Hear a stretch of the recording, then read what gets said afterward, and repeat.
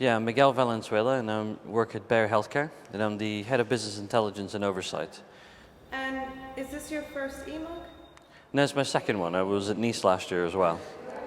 Yeah, some of the key takeaways for me is our understanding of what people are doing in this space around risk-based monitoring, and really trying to understand how they're implementing the different parts of the process, but also using the Medidata toolset if whatever's available.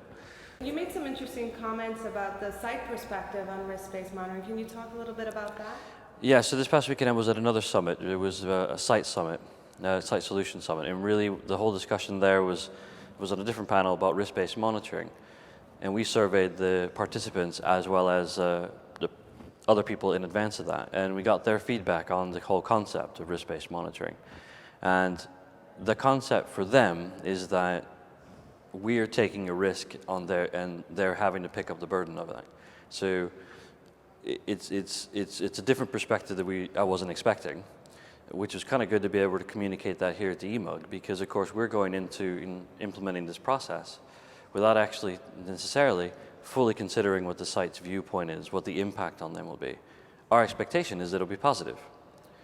In reality, is they're seeing it without having full context of what we're doing, that it could actually be a burden on them, that could actually add cost to their operations. So it's good to have that perspective and actually be able to share it, because we want to go into it probably having more of a dialogue with them so we can know where they need us to change, but at the same time so they understand what this really means. It isn't about taking a risk, it's about managing risk. But it's a difficult thing to get across, especially when you're using the word risk. In itself, it's inherently negative, so people believe that it's a bad thing. But it's not. So it's just about managing and doing things better. So it was good. It was a good discussion.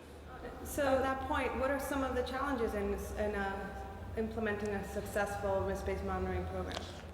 The challenges are going to be to try to get the right measures in place so that whenever you're going to do an assessment of a site and then make a decision upon that, whether it be based on one indicator or several, you know that it's actually going to be meaningful information.